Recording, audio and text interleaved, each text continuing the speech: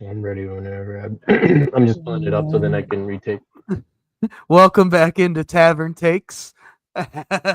Off to a hot start as we are, as my laptop decided to crap out on the last one, and I failed to let Will know I clicked go live on this one. So Yep. I, I am You used Coach to, in Bush. your defense, you used to going solo on these. Yeah, no, and I'm also used to my laptop not just deciding it needs to restart mid freaking video. But I'm Cole, joined by Will once again, resident Florida fan, watching his Marlins right now and Panthers. Uh, Watching three games right now. I'm watching the Celtics, Knicks, Panthers, and Marlins. Unfortunately, the Marlins haven't been doing that great, but we hey, still the follow. Brewers ain't been doing much better, so I ain't got a leg to stand on there. We're gonna talk we're gonna talk some NFL news and notes real quickly, and then jump into each of the four series in the NBA that concluded this week or are still going. So let's jump right into her. We'll start with the Brock Purdy deal, which I know he got 256 million, Hmm. uh, which I think is a lot for Brock Purdy, and I like Brock Purdy. 5 years, 265. Yeah, and then he got 181 guaranteed. Pretty solid deal. I mean, it was an It is. extension too on his rookie contract. I mean, think about Mister Irrelevant to 265 million is pretty nuts. I will always have a soft spot for Brock Purdy because the his NFL debut was actually against the Dolphins. Jimmy G got hurt, and I was like, "Oh, we're gonna win this one." It was the I don't know if you remember, but it's the one where uh, what's his face? Trent Sherfield took the ball like in the first play of the game, took it to for a TD. So I always have a soft spot for him because I thought that was an easy win, and then Brock Purdy came in and whipped their ass. So uh, I have respect for Brock. So I tweeted right after I saw that, and like you just said, I am not by any means a Brock Purdy hater. I think Brock Purdy is a serviceable quarterback. However, the Seahawks just won in May. Let's put it that way, because them having to pay Brock Purdy did not allow them to pay other guys that they lost this year. And while Brock Purdy, I think, is a plus quarterback, top half of the league, could argue top 10 when he's healthy, I don't think he's so good by himself that he's worth 265 million, but I get why you give him it. I understand why they paid him. Yeah, However, go ahead. no, you finish. Well, no, I just it's a win for the Seahawks in my eyes, because the 49ers get worse because they can't pay the rest of the talent around him that kind of made him look, I don't know, good. We'll see how he is. Maybe he'll make me look like a complete idiot for saying this, but I think So he'll struggle a little when this you year. sign a quarterback, you're to a long term deal like this. You're essentially saying, I mean, about one fourth of your Yeah. a little bit under one fourth of your salary is going to one player. So if when you sign a quarterback to that much, he better make up for other things. It's kind of the issue that I mean the Chiefs are going through, and they just had to get rid of so much. But Mahomes just makes up for so Yeah. much in the game, and you hope that Brock can do that. Just to put it in perspective, to add to your take, Cole, this season alone, the Niners have lost Debo Samuel, Jordan Mason. I don't know that much of a loss that is for them, but Javon Hargrave, he was a big time player, Leonard Floyd, Hafunga, their starting safety, Dre Greenlaw, Shavarius Ward, are and then they lost two offensive linemen, but not as well. So, uh, like that's a lot. Yep. That's a lot of guys you got. I mean, especially on defense. Like, but this Yep. team, it was led by their defense. So, what are they gonna do? You know? Yep. And that's why I made the comment the Seahawks won in May. Now, we'll see. We'll see what happens with that. I was driving home today and saw that contract, kind of cracked a smile because I knew what it meant. And that's not hating on Brock Purdy. By all means, if I'm Brock Purdy, you take that money. You demand that money. If you're the 100%. Niners too, you really have a choice, you know? Like, no, you don't. You don't. I guess I want in the coming days you're gonna see, because right now you only see the guaranteed money and you're only going to see the overall. That's just what the agents want you to know. But as the details of this contract come out, I'd be interested to see how the Niners structured this, because if they structured it in the way kind of like they did the Dolphins did with Tua, where they have an out after 2026, it couldn't not as bad. It might not be bad. And I mean, it's $53 million today. That's pretty high, but the salary keeps going up 10%.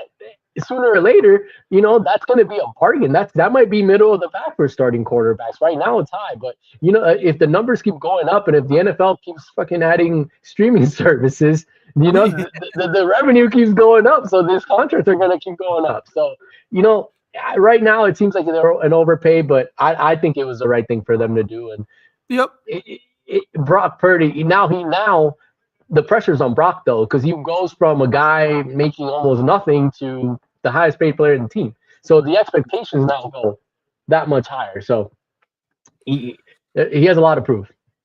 I liken what you said about the contract to Sam Darnold, because when I saw 3 for $100 million, I was like, oh wow, that's a real overpay. And then like 2 weeks later, it comes out Seattle's gotten out after 1 year. So like you said, we'll see what trickles down in the next week or so with that Purdy contract, because if they have an out after a year or two, that contract suddenly isn't. So based on, I haven't seen all the final numbers, but the guarantees did come out. So he had 181 guaranteed, and out of that, 165 are within the first 3 years of the deal. So, and the deal runs to 2030. So, I mean, pretty much the way I look at it is a 3-year deal, and then you can get out of it for $16 million, right? Yep. On that last season. So $16 million towards the cap. Yeah. It's not a bad deal. I don't know. From what I know, it's not a bad deal. No, it's kind of like, it reminds me of the Tua deal. And like first reaction to Tua, oh, he got over 50. But then you really look at the numbers, it's like Kirk Cousins is making 40. So like in today's day and age, you got to do it. Quarterback is a premium. And you look around at free agents and you look around at what's out there, and it's like, you got to give them the money. 100%. Anything else on that before we move on? All right. We're going to move on to the Caleb Williams story. And I know off air you said you didn't necessarily read into it all that much. And I'll honestly say I didn't read into it much either. The gist of it is that Caleb Williams entertained signing with the UFL, which for those of you who don't follow, is a combination of the USFL and XFL. Basically leveraging in the spring. Yeah, in the spring. Like basically leveraging I'm not going to play for you. I'm going to go sign for one of those teams and don't pick me, or pick me and trade me. So that coming out right now, I had a couple of coworkers bring this up. It's really weird timing for that to come out. Like, don't you think? I know it's the off season. It's the off season. You know, it's after it's this weird period between the draft and training camp where they just got to make shit up. To me, it's a non-story, because to be honest, if you're the top quarterback coming out of college, and your option is to play with to not play at all or play for the Bears. Yeah, you're playing for the Bears. Consider not playing. I kind of consider not playing for the Bears. Like, I consider maybe taking it. It's the freaking Bears. Like he said, quarterbacks go to die. There. Can you tell me the last? Bro, they haven't had a quarterback throw for 3,000 yards in how long? I don't think ever. Or is it 4,000? Either way. I think it's they haven't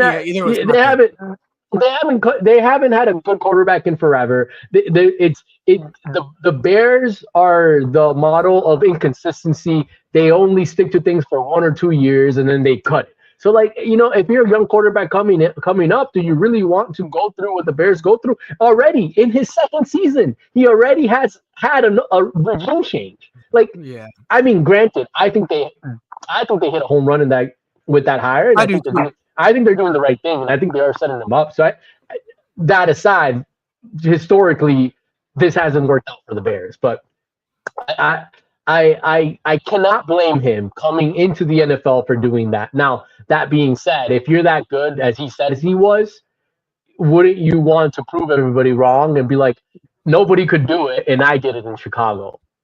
Yeah. If you're really that dog, which it remains to be seen. Let's play a little hypothetical here. What do you think Caleb Williams signs for in the USFL? Like, hypothetically, like, what do you think that contract number is to get him to do that? Well, let me just put it this way: the reason why the USFL and XFL had whatever the reason why they had to merge was because XFL went broke. They went bankrupt. Yeah. So. Yeah. That's if he might make a couple 100,000.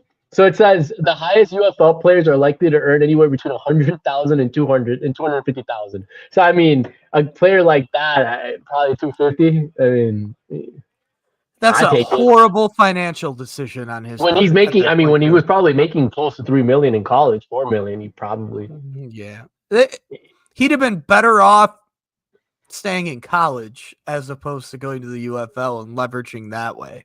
I just threw that hypothetical out there to see. Let's move on to the NBA. We'll start in the Eastern Conference. Before we go to the NBA, I did have something to come up. Yeah. Go for it. So we talked about Brock Purdy and his contract. My coworkers and I had this discussion too, when we were like, okay, so Shedeur Sanders dropped to the fifth round, right? Mm-hmm. And I made the argument that him dropping, otherwise, you obviously want to be a first round pick. So that aside, him dropping might not be the worst thing for his NFL career. Because yes, he loses the kind of like that leverage of being a top pick where you can kind of mess up for the first couple of years, and the team's still going to keep you around because of the draft equity they spent on you. But for his career, if he's as good as he says he is, Brock Purdy going into so he was Mr. Irrelevant. He made like $700,000 a year. His AVG this year is going to be $53 million. So that means between his rookie year and now, when his contract kicks in, for within the first 5 years in the NFL, he would have made close to $57 million. Cam Ward, if he sticks to his fourth year and then he'll pick up his fifth year option, he's going to make 48 guaranteed. Well, if Shedeur hits, I mean, he's going to make close to 60, 70 before Cam Ward's even eligible for an extension. So, I not only financially, I made this point. I didn't make the point you just made. But after he got drafted in the fifth round and I went live the following Friday, sometimes a little piece of humble pie ain't the worst thing in the world either, man. Right. Right. Sometimes, daddy ain't here to give me the starting job anymore. I'm going to have to work my tail off for this. Sometimes it's not the worst thing. He's working his tail off. That's not his problem. I think he is. The problem with him was the NFL coaches and the front office viewed him as a distraction. A locker room cancer. Yeah, but I do agree that it would be. I mean, in that sense, it is kind of a humble pie because he's like, okay, maybe I do need to lay low. Yeah, agreed. Until he proves something, but I think it's actually a good deal for Shedeur. I mean, look what just happened with Brock. I think it'll end up working with him if he's actually as good as he is. I don't know if like we said about Caleb Williams about not wanting to go to Chicago because they're so dysfunctional. The team above that is the Browns. Yeah. So I don't know if that's another situation. That's another situation I'd be trying to avoid. But he'll have every opportunity. That's the plus side of going to the Browns. That quarterback room is wide open for him to take that job. Yeah, he's one of 8. I don't even know how many guys are. Yeah, out there, but he's one of 5. It's Kenny Pickett, who's it's Joe Flacco, who's 40. It's Dylan Gabriel, who they drafted ahead of him. It's Deshaun Watson, who I don't even know. he's on IR. I don't think he'll play this year. He's on IR. And then it's Shador. Also, Sawyer must be on his girlfriend's Facebook because she just commented Browns won a playoff game more recently than the Dolphins, and I highly doubt Becca has any idea what that has any idea. We're not talking about the Dolphins today. We're not talking about the Dolphins. We know we're dysfunctional, okay? We know. And not all of us play in the freaking minor leagues of the NFL like the Texans do. Let's move on. Anything else or ready for NBA? No, that's all I had. All right. So we'll start in the Eastern Conference in the NBA. Yeah, Becca says, don't doubt my knowledge. Hi, Sawyer. Anyway, so we'll start Cavs Pacers. What do you got, man? I'll leave it up to you. I don't know how much you've been able to say on this series recently. You know, this podcast was high on the Cavs, but do we really think the Pacers are that good? Or did the Cavs just forget how to play basketball when Garland got hurt? Like, I think the injuries played a big deal. Mobley, yeah, I mean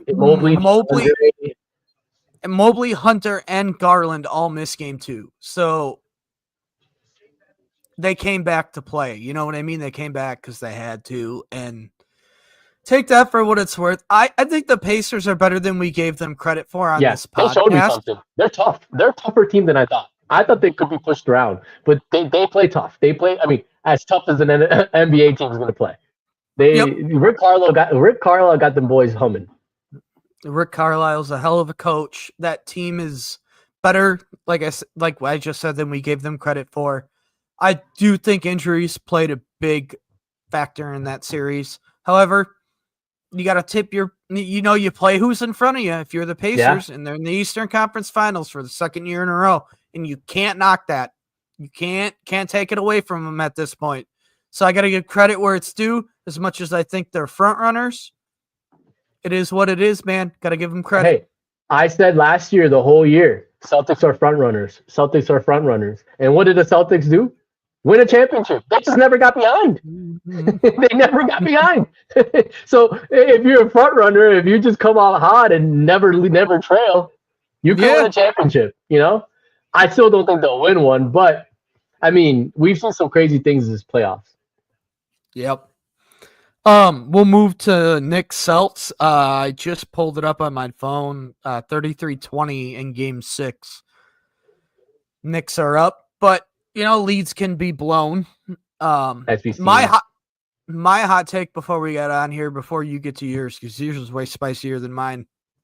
I gave this last Saturday after they got down 2-0. I said I thought the Celtics would come back and win. And I kind of thought they would win tonight. Not looking good so far, but it's early. So get to your hot take. You told me it off air. And it's hot and it's not hot. It's kind of weird to say that, but go ahead, fire it away. So it's kind of a twofold hot take, but I believe that the Celtics are a better team with Jaylen Brown as the one. I just think he just makes them a better team. Not like less talented, obviously, because Jaylen Brown is a very talented player. Not Jaylen Brown, Jason Tatum. Yep. I just think they're just a better team. I feel like Jason Tatum slows the pace. Like he bogs the game down with his stupid mid-post game where he just dribbles, takes terrible shots. They go in sometimes, but they're always contested. His rim pressure is not great. I think that they're a better team with just Jaylen Brown being the one. And on top of that, I think that they're going to win. It's going to be 3 games in a row. I think they're going to beat the Knicks. I think they're going to win tonight. And I think they're going to beat the Knicks without Jason Tatum. I completely agree with that take. Also, I think Tatum has a little of that. Shut up, my dog for going absolutely nuts in the background right now. It wouldn't be Scout otherwise. So Yeah, it wouldn't. I also think that Jaylen Brown has that little more like, I'm him, look at me, deal with me, motherfucker, than Jason Tatum does. Like, I just kind of feel like Brown's got that it factor a little more. Jaylen Brown is what Jason Tatum wants to be. Yep. Agreed. He just doesn't talk. I mean, he's not in the media like that. Like he just does his own thing. That's just my thing. And I mean, this coming from a Heat fan that we played. I mean, I feel like no team has played the Celtics more than the Heat in meaningful times. And anytime that Jason Tatum has the ball, I'm happy. I mean, other than that one year where Brown forgot to dribble, but other than that, it's typically a good thing when the game's on the line and Jason Tatum has the ball. It hasn't worked out for them. I agree. Anything else on that series before we move to the Western Conference? I just want everybody to know that even if the Knicks win, I hate the Knicks. I just think the worst series possible for me. There's no winner for me on this series. None. I cannot stand Celtics. I cannot stand their fans. The thing that pisses me off about the Knicks is I cannot stand New York's fan base. I can't stand New York as any team in New York. I can't stand other than the Yankees because I'm Jazz. But I just can't stand New York teams. But the Knicks are a fun team to watch. That's the only thing I hate about this. So if I do have to pick, I know I picked the Celtics and I think the Celtics will win. But I wouldn't be mad if the Knicks win either because I think they're a fun team to watch and I do think they're going to kick the Pacers' ass. Yeah, I agree. Completely the NBA, the NBA wants either of these teams to win. It's not good if the Pacers win. No, it's not. Not for the NBA's pocket. Let's go to the Western Conference. Timberwolves closed that series out 2 nights ago. With no Steph, is what it is. I got no comments on 2-7. Other than I just saw He's played well, man. He's played really well. I just saw a tweet from, I think it was Barstool, that he left his girlfriend and their 1-year-old right before the playoffs started, like kicked them out of the house and everything. That sounds like Rudy.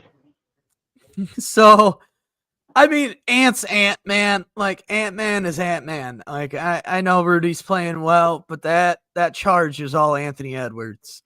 So, on one hand, I'm happy that the Warriors lost because as a Heat fan who just had to go through misery thanks to I love Jimmy, but I can't excuse what he did this year. He quit on the team. He honestly quit on the team. And the reason why he quit on the team is because he didn't get paid. And the reason why he didn't get paid was because he gets injured, doesn't play in the season, and then when the playoff time comes, he gets injured again, and he just doesn't want to shoot. I think he went like 4 of 9 in an elimination game. Bro, if you're my best player and it's an elimination game and you don't shoot 20 times, I don't care. I don't care if you're shooting with your eyes open. You're my best player. Shoot the damn ball. You know, and that was the big knock on him. And why Pat didn't want to pay him. So in one hand, I'm like, okay, validated as a Heat fan. Mind you, we got eliminated by the Cavs who got their ass kicked. So doesn't make it any better, but it's just like a consolation prize that I'm happy we didn't give this guy $56 million or 2 years, 210 or whatever it was. And then on the other hand, it hurts my agenda of Ant to the Heat.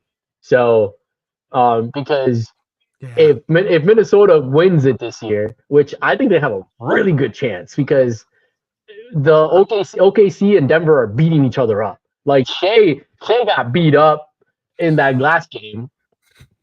So they have a really good chance. And if I feel like if they make a good run, and it's going to be tough for Ant to leave. So as a Ant lover and as an agenda pusher, this is not good for it's not good for the boys. No, it's not. Definitely not as a Heat fan if you're trying to get Ant there. Yeah, well, that's a couple of years down, but it definitely hurts the Ant agenda for sure. So you were just talking about that OKC Denver series. Game 7 tomorrow at What is the NBA doing putting that game at 2:30 tomorrow? The NBA just, I don't know what they're doing with these playoffs. The way too that they spread everything out, like, I don't know. Oh, 2:30 on a Saturday. How A is that game not a seven night of all. game? A game seven. Yeah, dude, that's just wild, dude. Wild. Your the number one seed versus a championship from 2-3 years ago. Two? Like, 2 years ago. is it? That's what I said. 2-3 years. Yeah, 2 years ago. I think it's 2. And you have them at 2 on a Saturday. That's horrible. It's the NBA. The NBA has a problem with how they market their game, how they present their game to their fans, and this just proves it. We've said this over and over again. I don't know what it is. It's like they don't want their fans to watch their games. 2:30. Of all the dumbest, I'm honestly, I'm speechless on it. It's so stupid. So Are they a standalone game? What's the slate tomorrow? That is the only NBA game that's possible. I don't know what could be on ABC tomorrow unless there's a Game 7 hockey game, which I can't imagine. Well, but there's no way hockey. Yeah, there's no way hockey should be taking precedence over the NBA. Oh, you know what it is? Oh, never mind. That game's at 2. The WNBA starts tomorrow. That's just, and it Sky Fever. So Clark versus Angel Reese. Wow, that's but it's fair. But still, it's at, put that at 2:30. It's on ABC at 2:00. You know, guess who owns the WNBA? The NBA. Yeah. So they're competing with themselves. Oh, is that game not tomorrow, Will? Is it Sunday? Yeah, it is Sunday. We were talking shit for no reason. You led me astray, Cole. You led me astray, Cole. I led you astray. I just looked and I'm like, forget it. Erase the last 2 minutes. We complained for no reason. Shout out to the producer. Shout out to the producer for screwing that up. Why is it on? I guess they gave him 2 days. Whatever. Either way, this game should be prime time. There's no reason why this game should be on a 2:30. This is prime time. Yeah. So, with that being said, who do you think takes Game 7? I think the Thunder are a better team, but Denver's been here before. You know, and I felt like they had to close out Game 6 because now there's too much momentum for Denver, and I don't know, man. Serbians are tough motherfuckers. I that Serbian dude has beat me too many times as a Heat fan, so I gotta stick with the Nuggets. They've been here before. I will pick OKC, but I completely understand the Nuggets logic. So, anything else you want to touch on before we get out of here? I dropped the hot take. It's a good day to be back. Where can they find you, buddy? Tavern Takes. This is everybody. Give us a follow, like, subscribe. Come on, we need the numbers. Subscribe on YouTube. Yes, please. We need to monetize. Monetize. Hell yeah! All right. Thanks for tuning in, everybody.